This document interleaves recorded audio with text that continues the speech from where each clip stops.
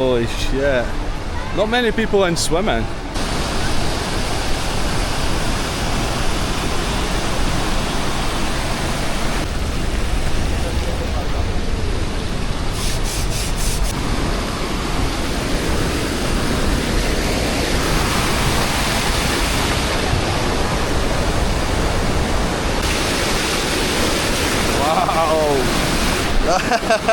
That is going like.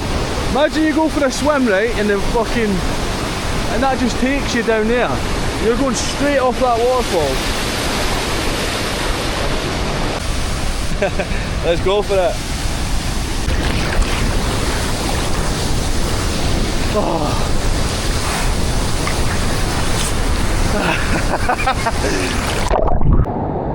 Kind of like the cold water therapy from Scotland. It's not deep though. You can't really swim in it. They've got a bit there closing off, like buoys to stop you going closer to the waterfall, because if you got close to that thing, man, that's going to knock you off your feet. But yeah, it's absolutely beautiful, man. What a start to the day. Something just touched my feet there, so I felt like I had to get up. It's not deep. Look how deep it is. Not deep at all.